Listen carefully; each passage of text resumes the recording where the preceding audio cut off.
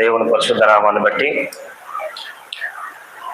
చేరి వచ్చిన మీ అందరికీ సంఘ కాపరి కూడా ప్రత్యేకమైనటువంటి వందనాలు తెలియజేస్తున్నాను.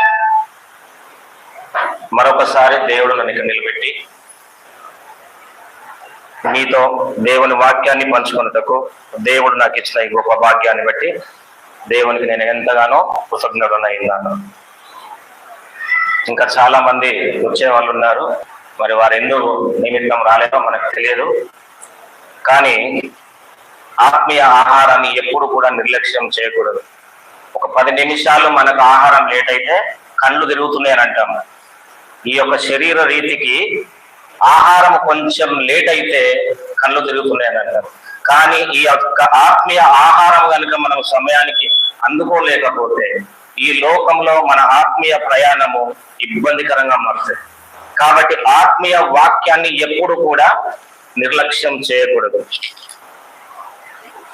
ఈ రోజు మనం ఏర్పాటు చేసుకున్నటువంటి వాక్య భాగాన్ని కనుక మనం పరిశీలన చేసినట్లయితే అంశం అనేది ఇచ్చుట, ఇవ్వడము, ఇచ్చుట, కానుకలు, దాతృత్వము, దశమా భాగాలు, ఇవన్నీ కూడా నానార్థాలు, తాత్పర్యాలు, ఇవన్నీ ఒకదాని కిందికే వచ్చేటువంటి పదాలు. ఇవ్వడము అనేది దాదాపుగా మనము క్రీస్తు సంఘంలో కానీ క్రొత్త నిబంధన సంఘంలో కానీ ఇవ్వటం గురించి చాలా తక్కువగా మాట్లాడతారు. ఈరోజు లేఖనాలను పరిశీలిద్దాము.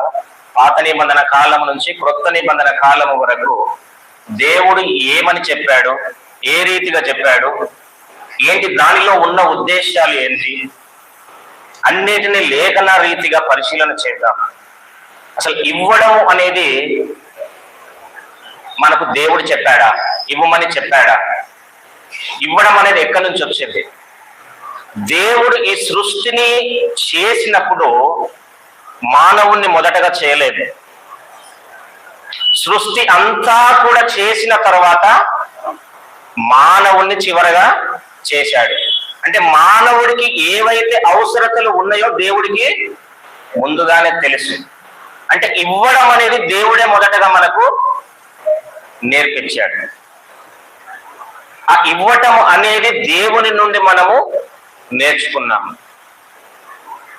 నేను కొంతమందిని గమనించాను, ఇవ్వటంలో చినిగిపోయిన నోట్లు వేస్తుంటారు. దయచేసి అలాంటివి వేయకపోయినా పర్వాలేదు, కానీ దేవుని నామాన్ని అవమానపరిచిన వారు అవుతారు. ఇవ్వకపోయినా పర్లేదు, లేకున్నా పర్వాలేదు, చినిగిపోయిన నోటు ఆ చర్చిలే కదా పర్లేదు అని వేసేస్తూ ఉంటారు. తప్పు ఎప్పుడు కూడా అలా చేయకూడదు.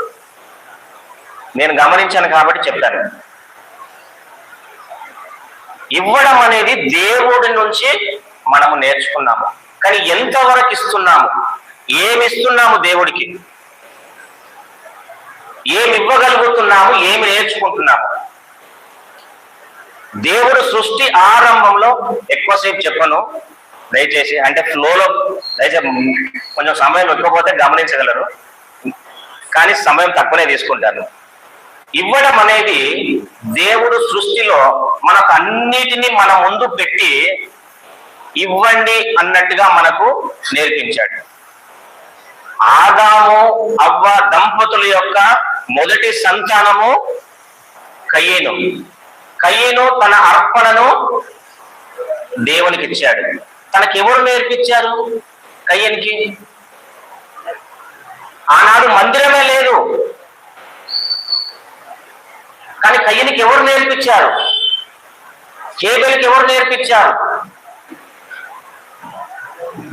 తన తల్లిదండ్రి నేర్పించారు. కుటుంబము నుంచి పిల్లలను వృద్ధిలోనికి తీసుకొచ్చి ఆ కుటుంబం నుంచి కనుక పిల్లలను మనం నేర్పించగలిగితే వారు పెద్ద అయినాక కూడా అదే దారిలో వెళ్తారు. అప్పటి వరకు కయ్యనికి ఇవ్వాలని తెలియదు. ఎవరు దేవుడేం చెప్పలేదు కదా, కయ్యను నీ పంటలోని భాగం నాకేమని హేబెలుకు చెప్పలేదు కదా, కానీ వారు ఇచ్చారు. దేవుడు ఇచ్చిన దానిని వారు గమనించుకున్నారు. మేము ఏమి అడగక ముందే దేవుడు మాకు ఇవన్నీ సమకూర్చాడు, కాబట్టి మేము ఇందులో నుంచి దేవుడికి కొంత ఇవ్వాలి అని వారి మనసులో అనుకున్నారు, వారు ఇచ్చారు. ఇదంతా పాత నిబంధన అండి, మాకెందుకండి అనుకుంటారు. పాత నిబంధన అనేది లింక్ డాక్యుమెంట్, గుర్తుపెట్టుకోండి. ఒక ప్రాపర్టీ మనము కొన్నాము అని అంటే ఇప్పుడున్న డాక్యుమెంటే కాదు, దాని వెనకతలో ఉన్న డాక్యుమెంట్ కూడా చూస్తారు, అవునా? Link document. సేమ్ మనం ఇప్పుడు ఉన్నదే మన డాక్యుమెంట్ చాలు అని అనుకుంటే సరిపోయింది. కానీ మరలా దీన్ని మనం వేరే వాళ్ళకి అమ్ముతున్నప్పుడు ఏం చేస్తారు? అది లింక్ డాక్యుమెంట్ చూస్తుంటాం. మనము వాక్యం వినడమే కాదు, మనం ఇతరులకు చెప్పేటప్పుడు క్రొత్త నిబంధనను చెప్తే వారికి అర్థం కాదు, పాత నిబంధనలో నుంచి ఆ లింక్ డాక్యుమెంట్స్ తీసి వారికి చెప్తేనే వారికి అర్థం అవుతుంది. అర్థమైందా నేను చెప్పింది? ఒక ఇల్లును మనం వేరే వారికి అమ్ముతూ ఉన్నప్పుడు మన డాక్యుమెంట్ చూడడతను, ఆ లింక్ డాక్యుమెంట్ చూస్తాడు కొనుక్కునేవాడు. మనము కూడా దేవుని వాక్యాన్ని చెబుతూ ఉన్నప్పుడు పాత నిబంధనలో నుంచి ఆ లింక్ డాక్యుమెంట్స్ అని వెలికి తీసి క్రొత్త నిబంధనను వివరించాలి. అప్పుడే వారికి అర్థమవుతుంది. పాత నిబంధనలో కన్నుకు కన్ను, పన్నుకు పన్ను అని ఉంటది. అది ఆ రీతిగా చెప్తే వారికి అర్థం కాదు. దానిలో నుంచి దేవుడు మనకి ఏం నేర్పించాడు, నూతన నిబంధన కాలంలో, కృపాకాలంలో దేవుడు మనకి ఏమి చెప్పాడు, ఎలా ఉండాలని చెప్పాడు, ఆ కాలంలో ఎలా ఉండే, ఆ లింక్ డాక్యుమెంట్ లో ఎలా ఉండే, ఇప్పుడు కొత్త డాక్యుమెంట్లు ఎలా ఉండే, ఇలాగ చెప్పుతూ వెళ్తే కొత్త వారికి, తెలియని వారికి దేవుణ్ణి మనం పరిచయం చేసిన వారం అవుతాం. కేవలము చదివింది అక్కడ ఉన్నది అక్షర రీతిగా చదివితే వారికి సరిగా అర్థం కాదు. బియ్యాన్ని బియ్యంగా తింటే అరుగుతుందా? దానిని వండిన తర్వాతనే అది ఆహారంగా మనం తీసుకోగలుగుతాం. కాబట్టి ఇక్కడ ఉన్నవన్నీ కూడా అక్షర రూపకంగా ఉంటవి. కానీ మనం అక్షర రూపకంగా ఎప్పుడైనా చదివితే అవి అర్థం కావు. ఇవ్వడం అనేది మనము దేవుని దొడ్డ నుంచి మనం నేర్చుకున్నాము. ఎందుకు దేవుడు మనకి ఇవ్వమని చెప్పాడా? దేవుడు మనకు ఇవ్వమని చెప్పాడా? నేనేం చెప్పాను ఇందాక? కానుకలు, అర్పణలు, దశమ భాగాలు, దాతృత్వం, ఇవన్నీ కూడా ఒకటే కోవాకు చెందినవి.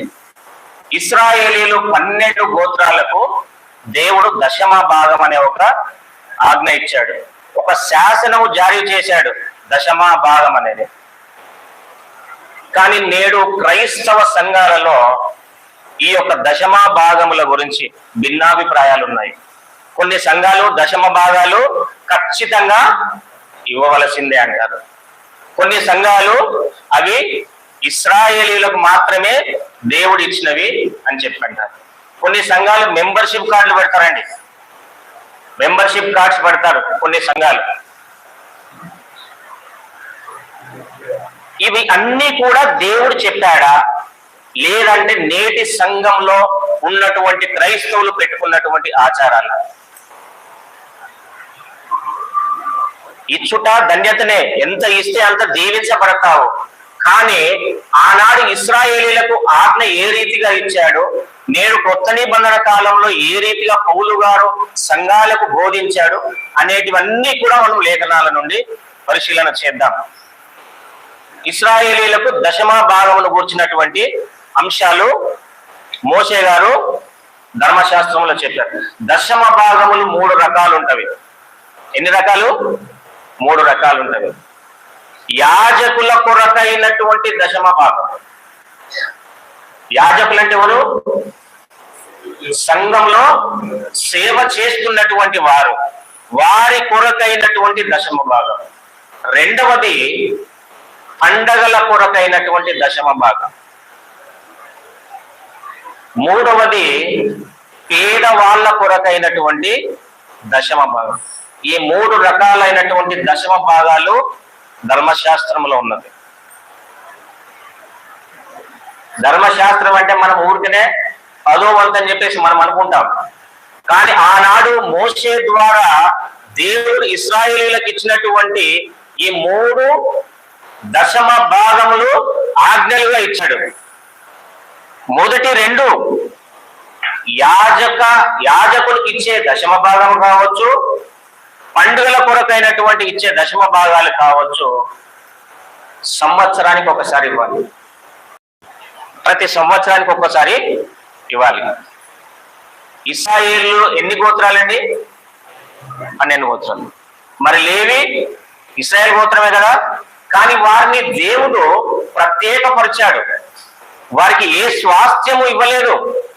వారిని కేవలము దేవుని కొరకు సేవ చేసేవారిగా మాత్రమే ఎన్నుకున్నాడు.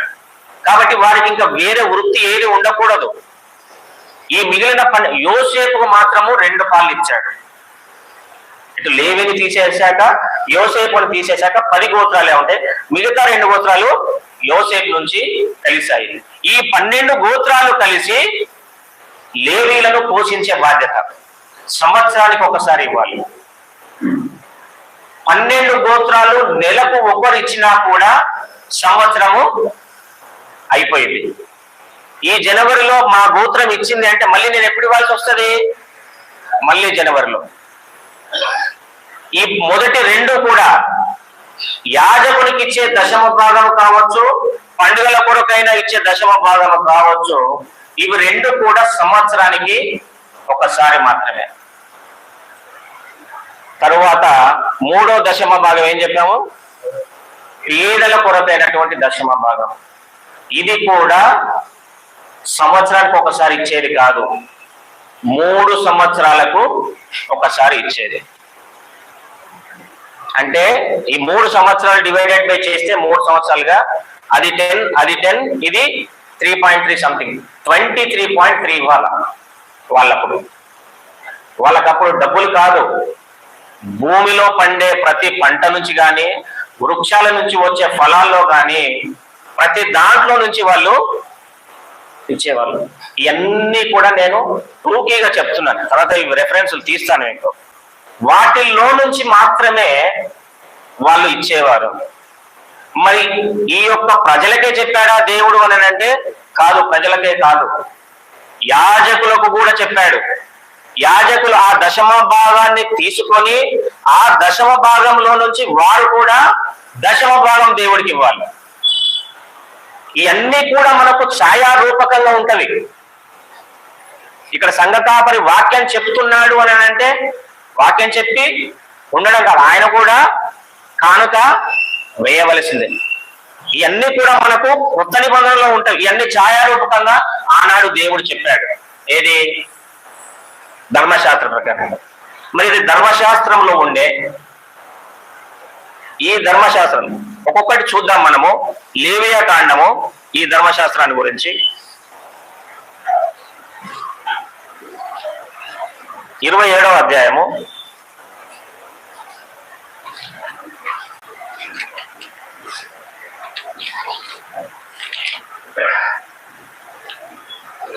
30వ అధ్యాయం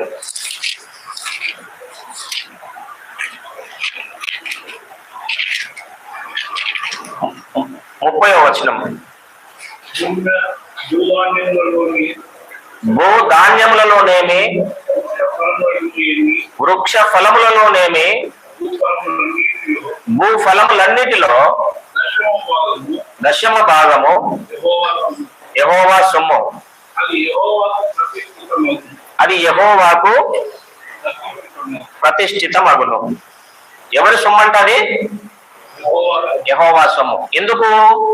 భూమిని కలుగజేసింది ఆయనే, వృక్షాన్ని కలుగజేసింది ఆయన్నే, ధాన్యాలను కలుగజేసింది ఆయన్నే. కాబట్టి అవన్నీ కూడా యెహోవా సొమ్ము అని అంటున్నాడు. మానవుని నిర్మించక ముందే దేవుడు ఇవన్నీ కూడా మానవునికి ఏవైతే అక్కరలు ఉన్నాయో వాటినన్నిటినీ అతని ముందు పెట్టాడు. కాబట్టి మానవుడు కృతజ్ఞత కలిగి ఉండాలి. ఈరోజు మనం ఇంట్లో ఏదైనా పిల్లలకి ఏదైనా నేర్పించాలి అని అన్నప్పుడు పిల్లోడు తింటూ ఉంటాడు, అన్నము తిన్నప్పుడు తీసి ప్లేటు పక్కన పెట్టాడు. చిన్నప్పటి నుంచి అదొక అలవాటు, తిని అక్కడే పెడతారు. తండ్రి ఏం చేస్తాడు? తీసి అక్కడ పెట్టు అని నేర్పుతాడు. పిల్లలకు ఎందుకు చిన్నప్పటి నుంచి కొన్ని విషయాలు నేర్పిస్తున్నావు అని అంటే నీ పిల్లలు కాబట్టి. ఆడపిల్ల ఊడు, వంట చేయి, ఇంట్లో పనులు చేయని చెప్పి తల్లి చెప్తుంది అని అంటే రేపు ఆమె భవిష్యత్తుకు సంబంధించినటువంటి విషయాలు తల్లిదండ్రులు చెప్తూ ఉన్నారు. ఈ యొక్క ఇశ్రాయేలు కూడా దేవుడు ఏమంటాడని అంటే ఇశ్రాయేలు నా జ్యేష్ఠ కుమారుడు అని అంటాడు. అంటే ఇశ్రాయేలీలు నా పిల్లలు కాబట్టి వారికి ఇవన్నీ చెబుతూ ఉన్నాడు. ఈ రకంగా ఉండాలి, మీరు ఇవ్వాలి, నేర్చుకోవాలి. కొంతమంది పిల్లలకి టిఫిన్ బాక్సుల్లో ఏదైనా పెట్టి మీ ఫ్రెండ్స్ కి ఇయ్యి అని చెప్పి తల్లి చెప్తుండొచ్చు, తండ్రి చెప్తుండొచ్చు. కానీ నీ ఫ్రెండ్స్ కి ఇవ్వకు, నువ్వే తిను అని చెప్పడం ఎలా ఉంటుంది చెప్పండి ఒకసారి. చిన్నప్పటి నుంచి పిల్లలకు నేర్పించాలి ఇవ్వండి అని, ఇచ్చుట అనేది. అప్పుడే వాళ్ళు దాని నుంచి దీవించబడతారు. దేవుడు కూడా తన పిల్లలు నేర్చుకోవాలనే ఉద్దేశంతోనే ఒక ఆజ్ఞ రూపకంగా ఇస్తూ ఉన్నాడు. రాను రాను కాలానుగుణంగా కాలక్రమేణా వీరందరూ కూడా ఆ యొక్క ఆజ్ఞలను మర్చిపోయారు. ఇంకా మనం చూసినట్లయితే సంఖ్యాకాండము 18వ అధ్యాయము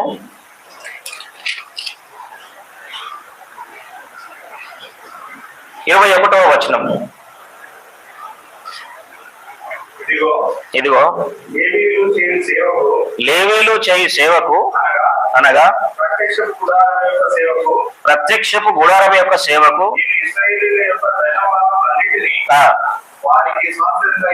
వారికి స్వాస్థ్యముగా ఇచ్చేది. ఎవరి కొరకంట? లేవీలు చేయు సేవకు. లేవీలు ఎవరు సేవ చేస్తారు? గుడారములో దేవుని సేవ చేస్తున్నారు కాబట్టి ప్రత్యక్షపు గుడారపు యొక్క సేవ. ఆనాడు ప్రత్యక్షపు గుడారం అనేది దేవుడు ఏర్పాటు చేశాడు. ఆ గుడారంలో చేసే సేవకు మీరందరూ ఏం చేయాలి? వారికి దశమ భాగాలన్నింటినీ ఇవ్వాలి. తర్వాత లేవీలకు ఏం చెప్తున్నాడు చూడండి, 26వ వచనం. అదే అధ్యాయము సంఖ్యాకాండము 18వ అధ్యాయం 26వ వచనం. నీవు లేవీలతో ఇట్లనము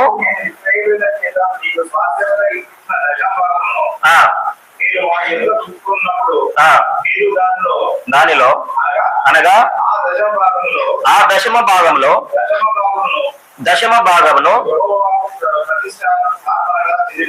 ప్రతిష్టార్పణగా చెల్లింపవలని ఏమంటున్నాడు ఇక్కడ? యాజకుల గురించి ఏం చెప్తున్నాడు? లేవీలకు ఏం చెప్పమంటున్నాడు మోషే ద్వారా? మీకు ఇశ్రాయేలీయులు ఏదైతే దశమ భాగం ఇస్తారో ఆ దశమ భాగములో నుండి మరల దశమ భాగము యెహోవాకు అర్పించాలి. ప్రతి ఒక్కరికి నేర్పిస్తున్నాడు దేవుడు.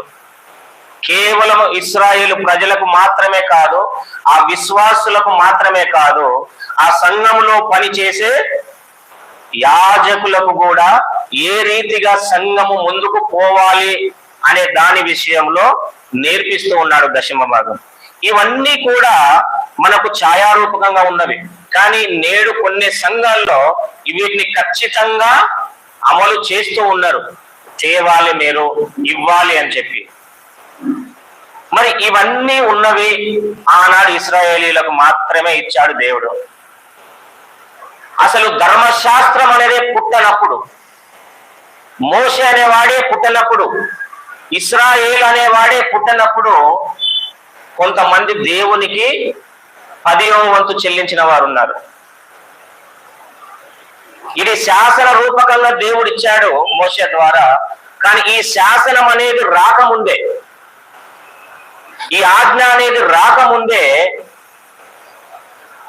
మనకు ఆది కాండంలో కావచ్చు ఎంతో మంది భక్తులు మనకు కనిపిస్తారు. ఉదాహరణకు మనం చూసినట్లయితే అబ్రహాము ఆది కాండం 14వ అధ్యాయం 18వ వచనంలో కనుక చూసినట్లయితే అబ్రహాము మరియు షాలేము రాజైన మెల్కీసెదెకు రొట్టెను ద్రాక్షారసమును తీసుకుని వచ్చెను. అతడు సర్వోన్నతుడైన దేవునికి యాజకుడు. అప్పుడు అతడు అబ్రహామును ఆశీర్వదించి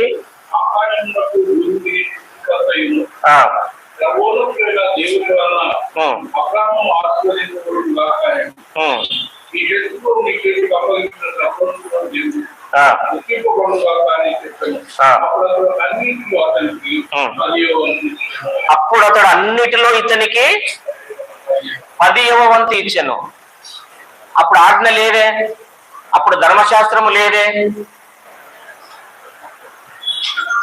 దేవుడు అప్పటికి మోషేను పుట్టించలేదే.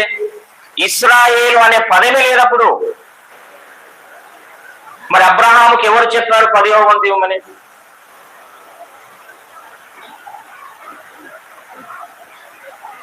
ఇదే లింక్ డాక్యుమెంట్ అని ఇందాక చెప్పాను కదా, ఇదే అన్నమాట. ఈ లింక్ నుంచి మన అసలు డాక్యుమెంట్ వస్తుంది అనమాట. మనం ఎంతసేపు ధర్మశాస్త్రంలో చెప్పారని మనం చదువుతూ ఉంటాము, కానీ ఈ ధర్మశాస్త్రం అనేది దేవుడు ఇశ్రాయేలీలకు ఇయ్యక ముందే అబ్రహాము 10వ వంతు మెల్కీసెదెకు ఇచ్చాడు. మెల్కీసెదెకు ఎవరు? ప్రధాన యాజకుడు, దేవునికి యాజకుడు. ఇక్కడ ఇంతకుముందు మనం చదివినటువంటి మాటలు ఏం చదువుకున్నాము? యాజకుల కొరకైనటువంటి దశమ భాగముల గురించి చదువుకున్నాము ధర్మశాస్త్రంలో. ఈ ధర్మశాస్త్రము రాకముందే అబ్రహాము సూచనగా అక్కడ 10వ వంతు మనకు మెల్కీసెదెకు ఇచ్చినట్టుగా చూస్తున్నాం. ఈయన ఒక్కడే ఇచ్చాడా? ఆనాడు మరి అబ్రహాంకి ఎవరు చెప్పారు? అబ్రహాము తండ్రి తెరకు, ఆయన ఒక పెద్ద పూజారి, ఆయన చంద్రుణ్ణి పూజించే పూజారి. ఆయన ఊరును వదిలేసి దేవుని ఆజ్ఞ ప్రకారం వచ్చినప్పుడు దేవుడు అతన్ని దీవించాడు. ఈ సందర్భం ఎప్పుడో తెలుసు కదా మీకు. 10వ వంతు ఎప్పుడు ఇచ్చాడో? లోతు పట్టబడినప్పుడు వారిని విడిపించినప్పుడు, పోయి విడిపించుకొని తీసుకొని వస్తున్నప్పుడు. అంటే ఆనాడు వారు ఎలాగా ఆలోచించేవారనంటే, దేవుడు నాకు ఈ సహాయము చేశాడు కాబట్టి నేను నాకు కలిగిన దానిలో నుంచి కొంత ఇవ్వాలి అని అనుకున్నాడు. ఈనాడు మనలో మనం ఏమనుకుంటామనంటే, కొన్ని సందర్భాల్లో ఇది నా తెలివి, ఇది నా గొప్పతనము, నా అనే పదం అనేది ఎంత భయంకరమైందో మనకు బైబిల్లో చూపిస్తాడు దేవుడు వాక్యం ద్వారా. నా అని ఎప్పుడు అనుకోకూడదు జీవితంలో. నా అనేది నిన్ను పతనా స్థితికి తీసుకెళ్ళిపోతుంది. వారు ఎప్పుడైతే దేవుణ్ణి గుర్తించారో, ఇవన్నీ కూడా మాకు దేవుని వలన కలిగినవి మాత్రమే అని గుర్తించారో, అందులో నుంచి వారు నేర్చుకున్నారు మేము మరలా దేవునికి ఏదైనా ఇవ్వాలి అని. కానీ నేడు మనం ఏమనుకుంటామంటే, కొన్ని సందర్భాల్లో ఇది నాది, నేను చేశాను, ఇదంతా నా వల్లనే జరిగింది, నా తెలివి వల్లనే నేను ఇది చేశాను, నేనే గొప్పని. ఎప్పుడు కూడా నా అని మాత్రము అనుకోకూడదు. మీకు నెబుకద్నెజరు గురించి తెలుసు కదా? ఎవరైనా బబులోను, ఆయన ఏమనుకున్నాడంటే ప్రతిది కూడా నాది నాది అని అనుకున్నాడు. కానీ దేవుడు ఆయనను గడ్డి తినిపించాడు. నాది అని ఎప్పుడైతే మనం అనుకుంటామో అప్పుడు మన యొక్క పతనం స్టార్ట్ అయిందనేది ఆలోచన చేసుకోవాలి. బబులోను కంటే ముందు అశ్షూరీయులు కూడా నా నా అని అనుకున్నారనమాట. ఇదే మాట కొత్త నిబంధనలో కూడా మనకు కనిపిస్తుంది. నేను నా కొట్లు నింపుకుందును, నేను సమృద్ధిగా తిందును. ఎన్ని విషయాలు నా నా అనే పదం అనేది నిన్ను ఎక్కడికి తీసుకుపోతుందో మనకు వాక్య రూపకంగా ఉంది. అవి ఒకసారి చదువుకుంటూ వెళ్దాము. నెబుకద్నెజరు చూద్దాం ఒకసారి. దానియేలు గ్రంథము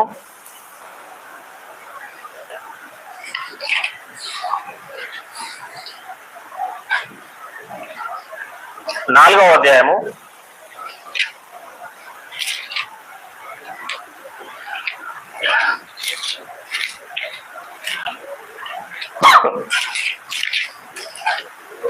29-30.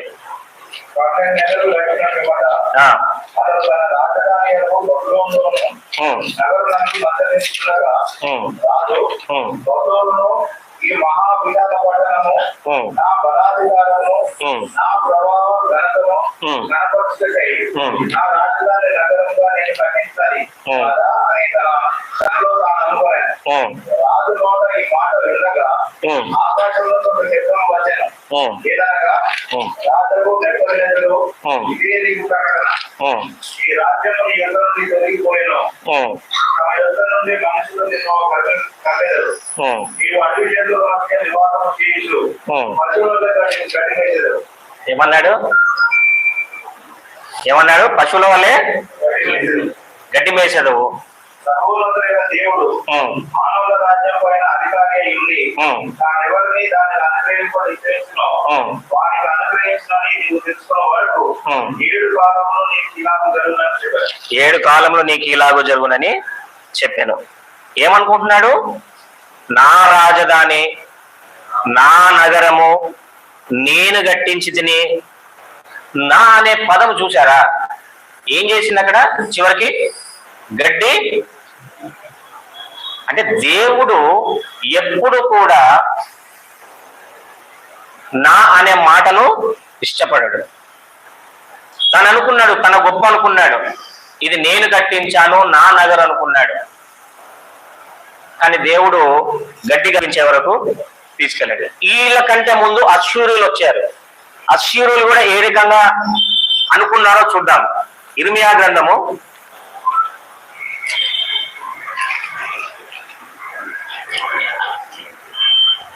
9వ అధ్యాయము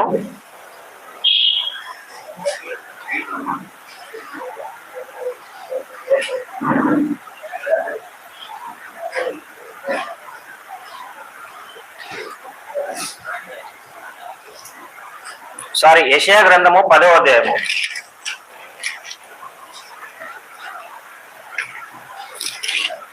యెషయా గ్రంథం 10వ అధ్యాయము 5 నుంచి కొన్ని వచనాలు. అశ్షూరీయులకు శ్రమ, వారు నా కోపములకు సాధనమైన దండము,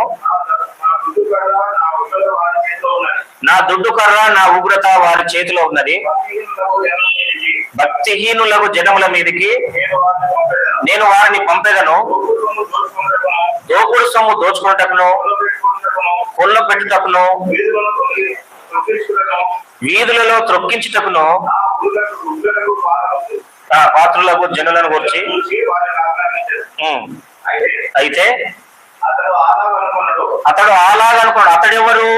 అశ్షూరీయులు. అది అతని ఆలోచన కాదు. నాశనము చేయవలననియో, చాలా జనములను నిర్మూలము చేయవలననియో అతని ఆలోచన. అతడు ఇట్లా అనుకుంటున్నాడు, నా అధిపతులందరూ మహారాజులు కారా నా అంటున్నాడు.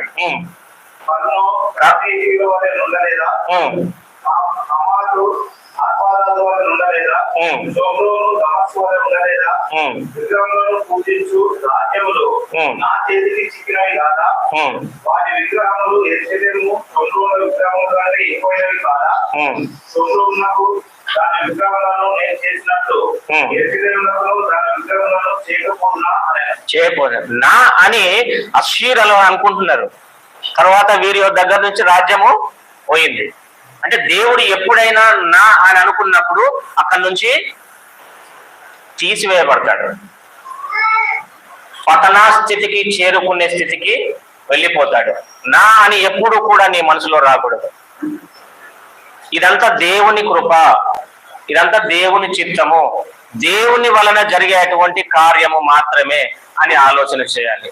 నీకు ఏమి జరిగినను దేవుని చిత్తమే, కానీ ఎప్పుడు దేవుణ్ణి దూషించకూడదు. కొంతమంది అంటుంటారు, నాకు దేవుడు అన్యాయము చేశాడని. దేవుడు అన్యాయస్తుడు కాదండి. ఏ సమయంలో ఏమి చేయాలో దేవుడికి తెలుసు. అది నీ స్వయంకృత అపరాధం వల్ల జరిగినటువంటి సంఘటన కావచ్చు, కానీ దేవుడు మా కుటుంబంలో అన్యాయం చేశాడని ఏడుస్తూ ఉంటారు. ఎప్పుడు దేవుని నిందించకూడదు. దేవుడు ఎప్పుడు కూడా మనుషులను, మానవులను ప్రేమించేవాడు. మొదట మనము ప్రేమించామా? దేవుడు మనలను మొదట ప్రేమించాడా? ఆయనే మనలను మొదట ప్రేమించింది. కాబట్టి ఎప్పుడు కూడా నా అనే ఉద్దేశము మన మనసులో రాకుండా మనము దేవునిని మాత్రమే ముందు పెట్టి, ఇది దేవుని వలన జరిగినటువంటి కార్యము, దేవుడే నాకు చేశాడు, ఉద్యోగం వచ్చింది అంటే ఇది నా తెలివి అని అనకూడదు. ఎప్పుడైనా నా తెలివితో నేను సంపాదించుకున్నాను అనకూడదు.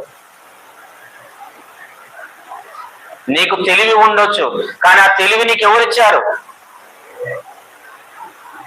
నువ్వు ఉదయం లేచిన దగ్గర నుంచి వాట్సాప్ లో మెసేజ్ చేస్తూ ఉంటావు, హాయ్ గుడ్ మార్నింగ్. కానీ నువ్వు ఉదయం లేచినప్పుడు ఈ లోకాన్ని చూడడానికి దేవుడు నీకు ఆ రోజును నీకు దయచేశాడు. ఆ క్షణము నువ్వు ఒక వాక్యాన్ని పంపించి చూడు, ఒక 10 మందికి హాయ్ గుడ్ మార్నింగ్ అని అవతల వ్యక్తికి పంపిస్తాడు. వాడు చూస్తాడో ఆమె చూస్తాడో చూడదో తెలియదు, కానీ గుడ్ మార్నింగ్ అని మాత్రం పంపిస్తూ ఉంటాడు. ఆ గుడ్ మార్నింగ్ ని దేవుడు నీకు ఇచ్చాడు.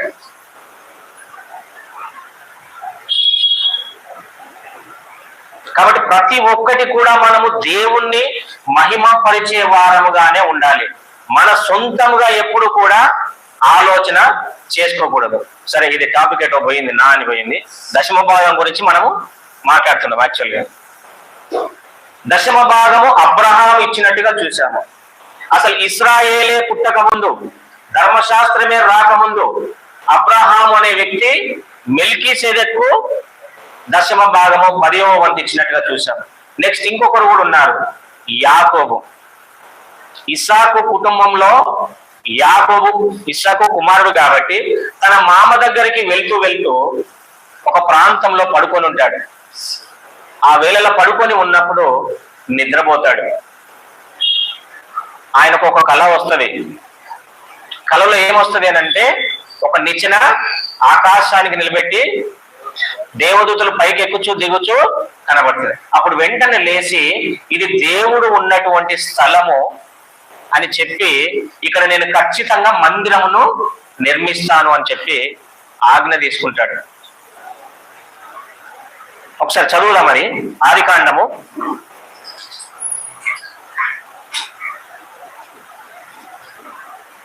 28వ అధ్యాయము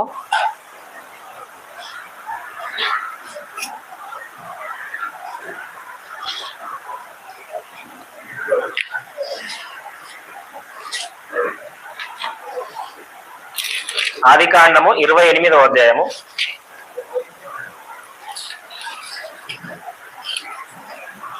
21 నుంచి చదువు.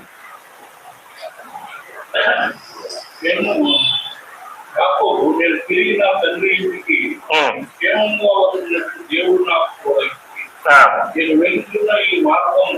నేను వెళ్ళుచున్న ఈ మార్గంలో నన్ను కాపాడి తినుటకు ఆహారమును ధరించుకొనుటకు వస్త్రములను నాకు దయచేసిన ఎడల యెహోవా నాకు దేవుడై ఉండును. మరియు స్తంభముగా నేను నిలిపిన ఈ రాయే దేవుని మందిరమగును. మరియు నీవు నాకు ఇచ్చు యావత్తులో 10వ వంతు నిశ్చయముగా నీకు చెల్లించదనని మొక్కుకొనెను. ఈ యాకోబే తరువాత కాలానుగుణంగా ఇశ్రాయేలుగా మారిపోయి ఈయన నుంచే 12 గోత్రాలు వచ్చాయి. ఈ 12 గోత్రాలకే మోషే ధర్మశాస్త్రంలో దశమ భాగం అని ఇచ్చాడు. కానీ ఈ ధర్మశాస్త్రం అనేది రాకముందు 2 వ్యక్తులను మనం పరిశీలన చేశాము. అబ్రహాము కావచ్చు, యాకోబు కావచ్చు. వారి యొక్క సంపాదనలో 10వ వంతు ఇచ్చినట్టుగా చూస్తూ ఉన్నాము. అంటే వారు దేవునిని ఆ రీతిగా గుర్తించారు. నేను క్షేమముగా నా ఇల్లు చేరునట్లు. ఎంత చక్కగా మాట్లాడుతున్నా చూడండి. నేను క్షేమముగా మార్గంలో నుండి వచ్చున్నట్లు దేవుడు నాకు తోడై ఉండి నేను వెళ్ళుచున్న ఈ మార్గంలో నన్ను కాపాడి తినుటకు ఆహారమును ధరించుకొనుటకు వస్త్రములను నాకు దయచేసిన ఎడల యెహోవా నాకు దేవుడై ఉండి. మరియు స్తంభముగా నేను నిలిపిన ఈ రాయి దేవుని మందిరం. అది తరువాత బేతేలుగా మారింది. ఇదంతా చరిత్ర, ధర్మశాస్త్రానికి ముందున్నటువంటి చరిత్ర ఇదంతా. ధర్మశాస్త్రం అనేది లేనప్పుడు దశమ భాగం ఇచ్చినటువంటి వ్యక్తులు వెళ్ళి దేవుడు వీరి పేర్లు ఎందుకు ఇందులో రాశాడు? వారి నుంచి మనం ఏదైనా నేర్చుకోవాలి. ఇవ్వటము వలన నీవు దీవించబడతావు. కానీ ఇవ్వాలని అదే పదే పదిగా ఏ సేవకుడు చెప్పడు. వాక్యాన్ని బట్టే మనము నేర్చుకోవాలి. మా సంఘంలో మా పాస్టర్ గారు చెప్పలేదండి అంత ఇవ్వమని చెప్పలేదండి. ఎవరు చెప్పరండి. మనము వాక్యాన్ని చదువుతూ దాని లోతుల్లోకి వెళుతున్నప్పుడు అప్పటి భక్తులు దేవునికి ఏ రీతిగా అర్పణలు ఇచ్చారో, వారిని వారు సమర్పించుకున్నారో, కానుకలు ఇచ్చారు అనేది మనకు నేర్పిస్తుంది. కొంతమంది సేవకులు ఎవరన్నా ఏమన్నా ఫీల్ అవుతారని చెప్పి చెప్పకపోతుండొచ్చు బహుశా. కానీ మనకైతే వాక్యం తెలుసు కదా, మనం రెగ్యులర్ గా చదువుతాం కదా. మనమైతే ఆదివారం వచ్చినప్పుడు తప్ప ఇంకెప్పుడు బైబిల్ ఎత్తనటువంటి వ్యక్తులు కూడా ఉన్నారు. రెగ్యులర్ గా అది చదువుతున్నప్పుడు దేవుని యొక్క మాటలు, దేవుని యొక్క ఉద్దేశాలు మనకు కనబడతాయి. ఆ దశమ భాగాలు ఎన్ని రకాలని చెప్పాను? 3 రకాలని చెప్పాను. కానీ ఇంకా 3 రకాల గురించి మనం నేర్చుకోవాలి. ఇదంతా పెద్ద సబ్జెక్టు. అయితే యాజకుల కొరకైనటువంటి దశమ భాగము మనం చదువుకున్నాము. రెండవది పండగల కొరకైన దశమ భాగము. మూడవది పేదల వారి కొరకైన దశమ. ఈ 3 రకాలైనటువంటి దశమ భాగాలు ధర్మశాస్త్రంలో ఉన్నది. ఆ ధర్మశాస్త్రంలో అది మోసే పెట్టడానికి కారణము ఈ అబ్రహాము యాకోబు ఇచ్చినటువంటి ఈ 10వ వంతే. ఈనాడు మనము మన రాజ్యాంగం చదువుకుంటున్నాం. మన రాజ్యాంగం మనకు తెలియదు కావచ్చు కొంతమంది, కానీ రాజ్యాంగంలో ఉన్న ప్రతి అంశాలు కూడా ఈ ధర్మశాస్త్రంలో నుంచి సేకరించబడినవే. చాలా మట్టుకు ధర్మశాస్త్రంలో నుంచి సేకరించబడినవే. ఈ ధర్మశాస్త్రం అనేది సేకరించబడుతున్నప్పుడు, దేవుడు మోషేకు ఆజ్ఞలు ఇస్తున్నప్పుడు, మోషే కూడా ధర్మశాస్త్రానికంటే ముందున్నటువంటి వ్యక్తుల యొక్క జీవితాలను పరిగణలోనికి తీసుకొని ఆ ధర్మశాస్త్రంలో లిఖించడం జరిగింది దశమ భాగాన్ని గురించి. ఆనాడు కాసులు లేవండి, కానుకలు ఇవ్వడానికి కాసులు లేవు, నోట్లు కానీ డబ్బులు కానీ లేవు, వస్తు రూపేణా ఇచ్చారు. ఎందుకంటే అప్పుడు ఉన్నటువంటి వారందరూ కూడా వ్యవసాయ ఆధారిత జీవితాలు. అందరూ అప్పుడు వ్యవసాయమే ఆధారం. ఇప్పుడు మనకు అందరికీ ఉద్యోగాలు కావచ్చు, బిజినెస్లు కావచ్చు, ఇన్ని ఉన్నా కూడా మనం ఇచ్చటములో ఆలోచన చేస్తున్నామా లేదా? ఎంత ఇస్తున్నాము దేవునికి? ఇవ్వటంలో నీకు దీవెన అనేది ఉంటది అనేది వాక్యం మనకు చెప్తూ ఉంది. కాబట్టి ఆనాడు పాత నిబంధన కాలంలో ధర్మశాస్త్రానికి ముందు ఇచ్చినటువంటి వారిని మనం జ్ఞాపకం చేసుకోవాలి. ధర్మశాస్త్ర కాలంలో ఇచ్చినటువంటి వారిని జ్ఞాపకం. 10వ వంతు అంటే ధర్మశాస్త్రంలో వారు ఎడ్లను, కోడెలను ఇవన్నీ ఇచ్చేవారు. అవి మనం ఇయ్యలేము. ఆనాడు రక్తము చిందించేవారు అవి వాళ్ళు, కానీ మనము ఇవ్వలేము అవి. మనందరి కొరకు యేసు ప్రభు ఒక్కసారే రక్తాన్ని చిందించాడు. మన అందరి తరపున ఆయననే బలిగాను అర్పణగాను అర్పించుకొనినని పౌలు గారు రాస్తారు. ఆయననే మన కొరకు అర్పణగా ఇచ్చాడు దేవునికి, తనను తానుగా బలిగా అర్పించుకున్నాడు. మరి మనం ఏమిస్తున్నాము దేవుడికి? మనం కొత్త నిబంధన కాలంలో ఉన్నాము కదా, మనం ఏమి ఇవ్వాలి అని మనం ఎప్పుడైనా ఆలోచన చేసుకున్నామా? ఇంత ఇవ్వాలని చెప్పాడా కొత్త నిబంధన కాలంలో? పౌలు గారు సంఘానికి ఏమైనా హెచ్చరించాడా? మీరు 10వ వంతు ఇవ్వమని చెప్పాడా? వర్ధిల్లిన కొలది ఇవ్వమని చెప్పాడా? మీరు వర్ధిల్లిన కొలది సనుగు కొనకొయు బలవంతముగా కాక. 2వ కొరింథీ 9వ అధ్యాయం 7వ వచనం.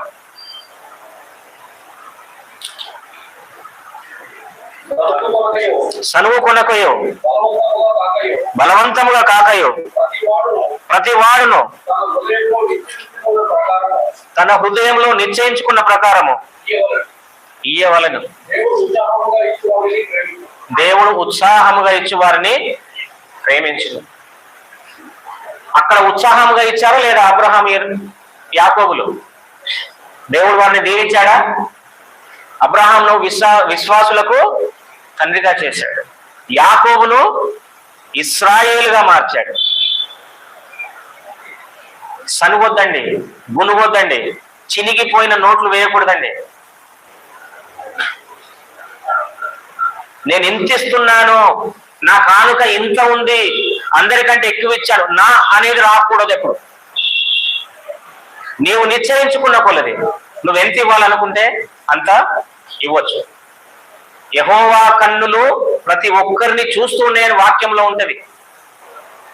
ఆయన మంచి వారి మీదను చెడ్డవారి మీదను వర్షము కురిపిస్తూ ఉంటాడు. అంటే మంచి వారిని చూస్తూ ఉంటాడు ఆయన, చెడ్డవారిని చూస్తూ ఉంటాడు ఆయన కన్నులు.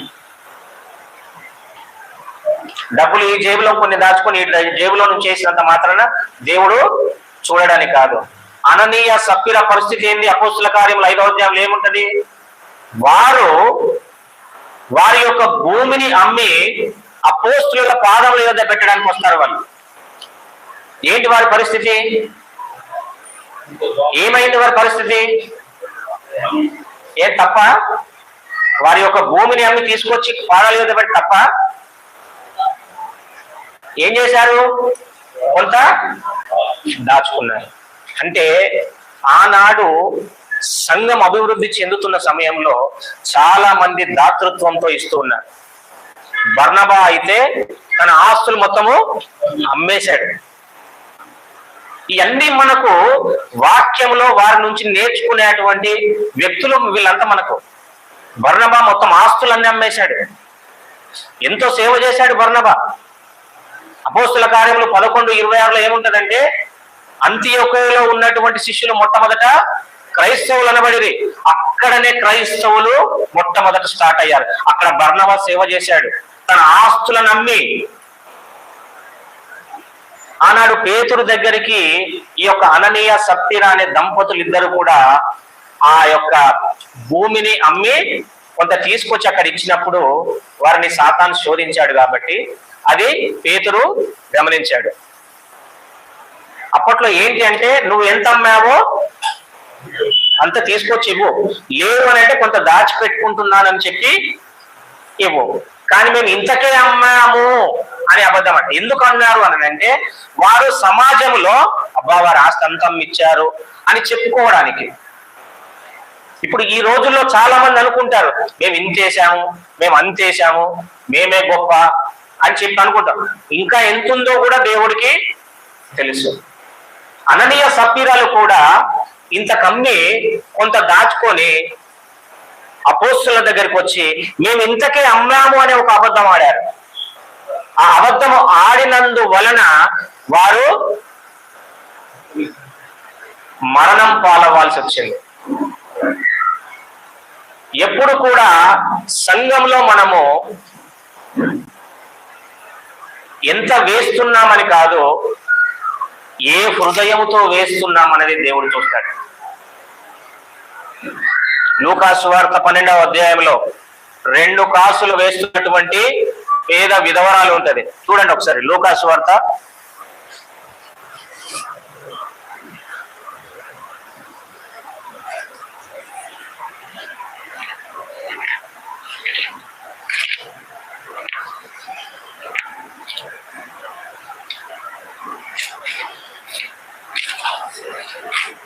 12వ అధ్యాయం 16వ వచనం.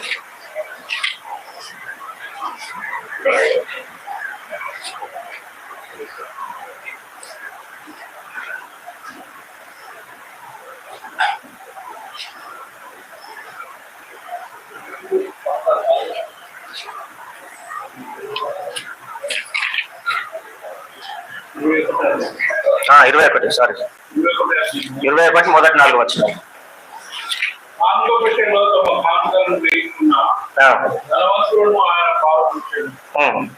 బీద విధవరాలు 2 కాసులు అందులో వేయకుండా ఈ బీద విధవరాలు అందరికంటే ఎక్కువ వేసిన మీకు నిజముగా చెప్తున్నాను.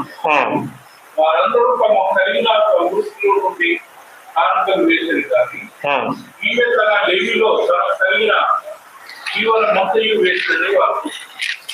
ఆమె తన లేమిలో నుంచి కలిగినదంతయు వేసినని తన జీవనం అంతయు, ఇంకా ఆమెకు అది తప్ప ఇంకా వేరే ఏది లేదు. తన జీవితమే ఆ 2 కాసులు.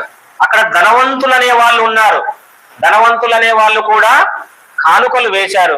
కానీ యేసు ప్రభు ఆమెను గూర్చే మాట్లాడుతూ ఉన్నాడు.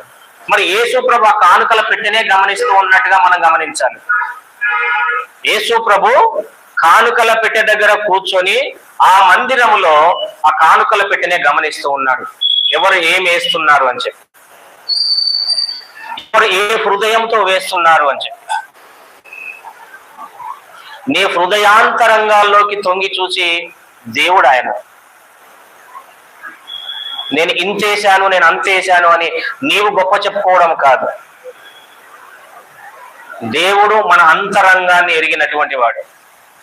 ఆ భేద విధవరాలు తన జీవనమంతయు కూడా 2 కాసులు మాత్రమే, ఇంకా 2 కాసులు వేసిన తర్వాత తనకు వేరే ఆధారం లేదు. ధనవంతులు మాత్రము వారికి కలిగిన దాంట్లో నుంచి కొంత తెచ్చారు. కాబట్టి ఈమెనే దేవుడు ప్రత్యేకముగా గుర్తించి తన శిష్యులతో చెప్తూ ఉన్నాడు. ఎందుకు యేసు ప్రభు కానుకల పెట్టె దగ్గరే కూర్చున్నాడు అంటే అది గమనిస్తూ ఉన్నాడు. ఆయన కన్నులు ప్రతి స్థలమందు ఉండును. మరి కానుకల పెట్టె సంఘంలోనికి ఎలా వచ్చింది? ఈ కానుకల పెట్టె సంఘంలోనికి ఎలా వచ్చింది? అప్పుడంటే ధర్మశాస్త్రంలో 10వ భాగాలు ఇవ్వాలి అని చెప్పారు. ఈ కానుకల పెట్టెకి ఏమైనా సందర్భం ఉందా? ఈ కానుకల పెట్టెను మోషే తీసుకొచ్చాడా? రాజులనే వాళ్ళు ఏమైనా ప్రవేశపెట్టారా? చూద్దాం ఒకసారి 2వ దినవృత్తాంతం గ్రంథంలో 31వ అధ్యాయము.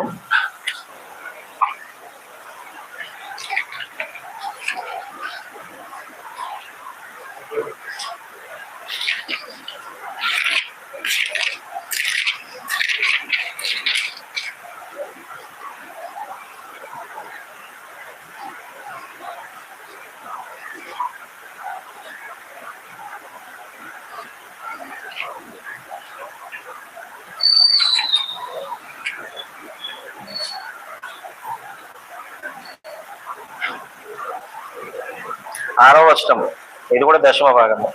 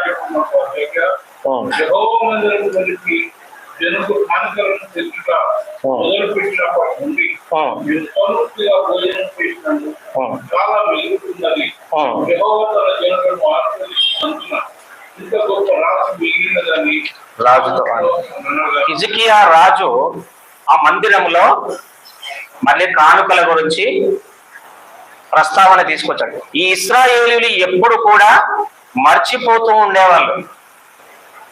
మనం కూడా మర్చిపోతుండగా సాధారణంగా కొన్ని సందర్భాల్లో ఈ ఇశ్రాయేలీయులు ప్రతిసారి మర్చిపోతున్నప్పుడు ఎవరో ఒకరు వచ్చి వీరికి మరలా నేర్పించేవాళ్ళు. ఆ రకంగా రాజులు మళ్ళీ పరిచయం చేశారు. ఏమంటున్నాడు? వారికి కలిగినటువంటి దాంట్లో తీసుకొచ్చినప్పుడు మందిరంలోనికి, దేవుని మందిరంలోనికి తీసుకొని రావడం ద్వారా అది ఆ మందిరంలో కావలసినటువంటి వాటికన్నిటికీ కూడా ఉపయోగకరంగా ఉండేది. మనం వేసేటువంటి కానుకలు కూడా మందిరంలో ఏ అవసరత అయితే ఉన్నదో వాటన్నిటికీ ఉపయోగపడుతుంది. నేను గతంలో ఒకసారి చెప్పినప్పుడు, యేసు ప్రభు కొండ మీద ప్రసంగం చేస్తూ ఉన్నప్పుడు, అందరికి సువార్త ప్రకటిస్తూ ఉన్నప్పుడు ఒక చిన్న పిల్లవాడి దగ్గర ఏమున్నాయని చెప్పాను? రెండు చేపలు 5 రొట్టెలు. ఆ 5 రొట్టెలు 2 చేపలు దేవుడి చేతిలో పెట్టడం ద్వారా దానిని 100 మందికి ఉపయోగించేలా దేవుడు చేశాడు. అంటే నీ దగ్గర ఉన్న వాటిని నీవు తింటే నీ కడుపు మాత్రమే నిండుతుంది. కానీ నువ్వు ఎప్పుడైతే దానిని దేవుని చేతిలో పెడతావో దేవుడు దానిని 10 మందికి ఉపయోగించేలా చేస్తాడు. తద్వారా నీకు మేలు కలుగుతుంది. ఆ చిన్న పిల్లవాడు ఆ సందర్భంలో ఆ 2 రొట్టెలు 2 చేపలు 5 రొట్టెలు కనుక తేలేకపోతే దేవుడు ఆహారం పెట్టేవాడు కాదా? పెట్టేవాడు. సృష్టిని సృష్టించినటువంటి దేవుడు ఎందుకు పెట్టాడు? పెడతాడు. ఆనాడు సృష్టించినటువంటి దేవుడు యాజకులకు ఎందుకు దశమ భాగం ఏమన్నాడు? దేవుడు పని చేస్తున్నటువంటి యాజకులను దేవుడు పోషించలేడా? కానీ ఏదో నేర్పిస్తున్నాడు. మనము ఇవ్వాలి అనేది దేవుడు మనకు నేర్పిస్తూ ఉన్నాడు. ప్రతి సందర్భంలో నుంచి మనం ఇవ్వడం అనేది నేర్చుకోవాలి. ఆ ఇవ్వడం ద్వారా మనము దీవించబడతాము.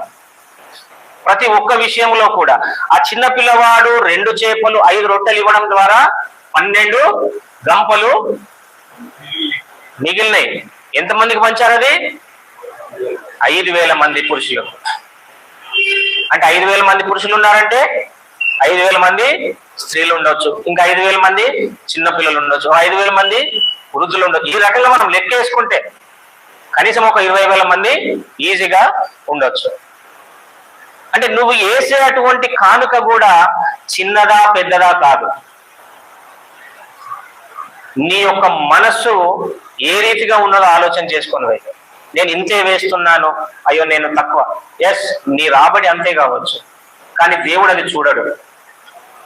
నీ హృదయాన్ని చూస్తాడు. ఎప్పుడు కూడా మనము ఎవరికి ఇబ్బంది కలిగించకుండా మనకున్న దాంట్లో మనము దేవునికి వేసినట్లయితే దేవుడు ఖచ్చితంగా మనల్ని దీవిస్తాడు. అపోస్తలుడైన పౌలు గారు కూడా గలతీ సంఘానికి రాస్తూ అక్కడ విశ్వాస గృహం అని అంటాడు. సంఘాన్ని విశ్వాస గృహముగా అభివర్ణిస్తాడు. గలతీ పత్రిక 6వ అధ్యాయము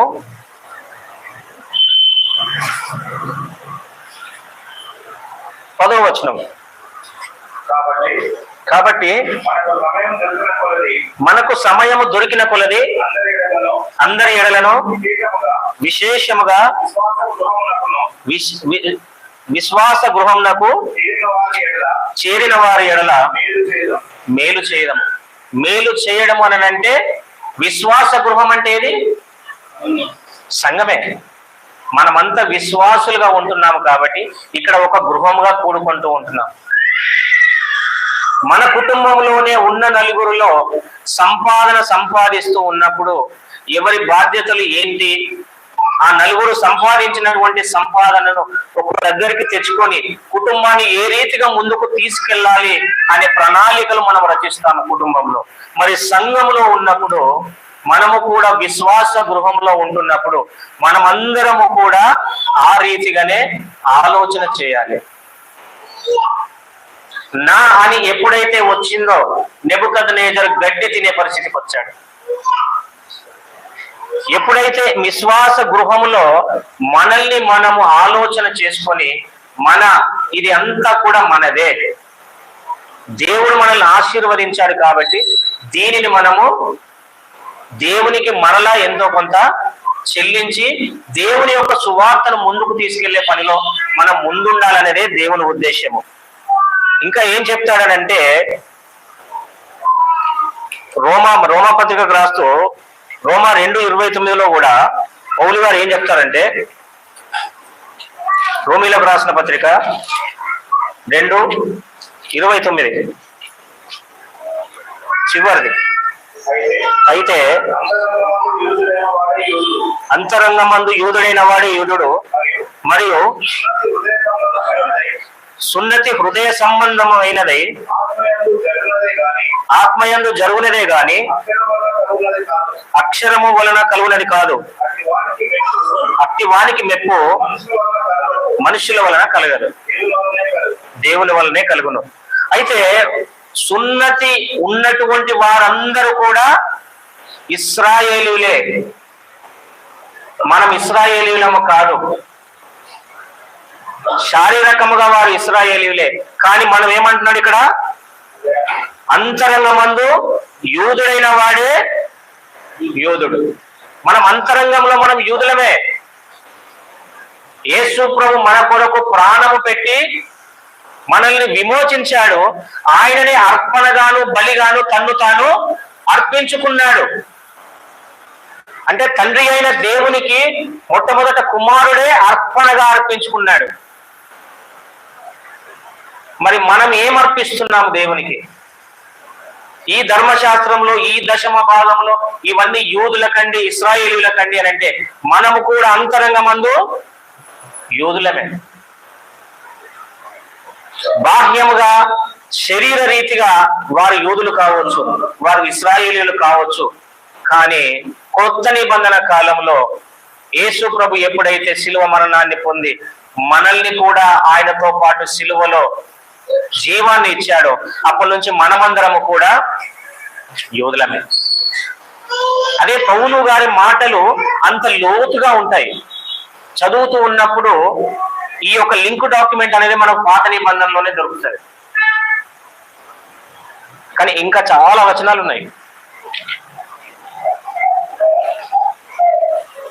ఎందుకు ఇవ్వాలి అని అంటే కీర్తనల గ్రంథము 24వ అధ్యాయము కొన్ని ఒక 2-3 వచనాలు చదివి ముగిస్తానండి.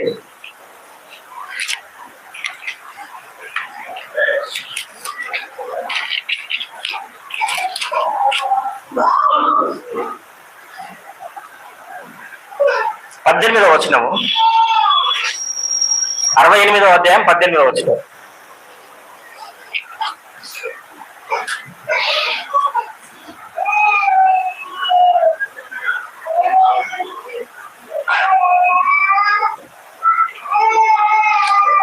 కీర్తన గ్రంథము 68:18.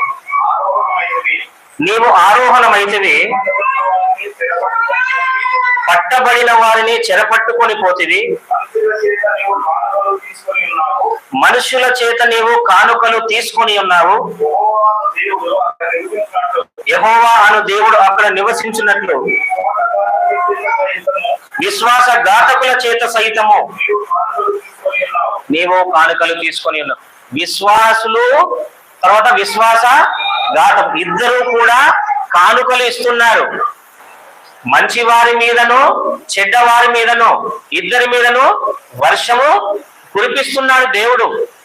దేవుడు సమయానుకూలముగా అందరిని పరీక్షిస్తూ ఉంటాడు. దేవునికి అన్నీ తెలుసు. ఎందుకంటే ఈ భూమి ఆయనదే. చూడండి ఒకసారి కీర్తనలు గ్రంథం 24వ అధ్యాయం 1వ వచనం చూడండి. కీర్తన 24 1వ వచనం. భూమియు దాని సంపూర్ణతయు లోకమును దాని నివాసులను యెహోవా. ఇవన్నీ కూడా దేవునివే. మనం ఏమనుకుంటాం, ఒక 200 గజాల ప్లాట్ కొని ఏమనుకుంటాం, ఇది నాది అని అంటాం. కానీ దేవుడు ఇక్కడ ఏమంటున్నాడు, లోకమును దాని నివాసులను యెహోవావే. మనము కొన్నటువంటి స్థలము మనము అని అంటున్నాం, మనది అని అంటున్నాము. దేవుడు మనకి ఏం నేర్పిస్తున్నాడంటే అది మీది కాదు, మీరు పరదేశులు మాత్రమే, మీ స్థలం అక్కడ లేదు అని అంటున్నాడు. పరదేశులం అనే పాట పాడుకుంటూ ఉంటాం కదా కొన్ని సందర్భాల్లో. అంటే ఆ యొక్క శరీరమును వేడి ఆత్మ ఎక్కడికి వెళ్తుంది, మరలా దేవుని యొక్కకు వెళ్తుంది. ఆ శరీరం అనేది మన్నై వస్తుంది కాబట్టి మరలా తిరిగి మన్నుగా చేరుతుంది. కాబట్టి ఈ లోకములో ఉన్నప్పుడు ఇది నాది అనే భావన ఎప్పుడు కూడా ఉండకూడదు. దేవుడు నీకు ఇచ్చే ప్రతి దాంట్లో కూడా నీవు కృతజ్ఞత చెల్లించాలి. ఇది దేవుని వలన నాకు కలిగినది, ఇది నేను దేవుని వలన పొందిని, దేవుడు నాకు దీనిని అనుగ్రహించెను అనే ఆలోచన కనుక నీలో ఉన్నట్లయితే దేవుడికి నీవు మరల తిరిగి ఇవ్వగలుగుతావు. అట్లా నువ్వు ఎప్పుడు అయితే ఆలోచన చేయవో తిరిగి ఇచ్చే లక్షణం నీలో ఉండదు. ఎప్పుడు తిరిగి ఇస్తావు నువ్వు? ఒక వ్యక్తి మనకి ఏదైనా ఇచ్చినప్పుడు దాన్ని మరలా తిరిగిస్తాము. ఈ లోకరీతిగా మనం అంత ఆలోచన చేసినప్పుడు ఉదయం లేచిన దగ్గర నుంచి పడుకునే వరకు ఈ గాలి కావచ్చు, భూమి కావచ్చు, ఆకాశం కావచ్చు, నీరు కావచ్చు, ప్రతిదీ కూడా దేవుడు మన దైనందిన జీవితంలో దేవుడు దయచేసినవి అవన్నీ. నీళ్లు మాకు జిహెచ్ఎంసీ వాళ్ళు ఇస్తారండి అని కాదండి, ఆ నీటిని సృష్టించిందే దేవుడు. సృష్టిని దేవుడు మనకంటే ముందే మనకు అవసరం ఉంది అని చెప్పి దేవుడు సృష్టించాడు. అందుకే దేవుడి నుంచే మనము ఇవ్వడం అనేది నేర్చుకున్నాము. అసలు విషయాలే నేను ఇంకా చెప్పలా. దశమ భాగంలో 3 రకాలని చెప్పాను. యాజకులకు ఇచ్చేటువంటి దశమ భాగము, పండుగల కొరకైనటువంటి దశమ భాగము, బీదల కొరకు. ఇవన్నీ ఇంకా నేనేం చెప్పలేదు, కానీ సమయం దాటిపోయింది. దయచేసి మరలా ఎప్పుడైనా అవకాశం ఉన్నప్పుడు మరలా దానిని వివరించగలుగుతాను. కాబట్టి చదవబడినటువంటి వాక్యాన్ని బట్టి దేవుడు, ఇంకా చాలా వాక్యాలు ఉన్నాయి కాబట్టి దేవుడి కొద్ది మాటలు మన వినికిడిలో దీవించి, ఇంకా మీరు ఇచ్చుటలో మీరు ముందుండాలని దేవుని వాక్యం ద్వారా మీరు హెచ్చరించబడుతూ, నన్ను నేను హెచ్చరించుకుంటూ ఈ కొద్ది మాటలు ముగిస్తూ ఉంటున్నాను. Thank you.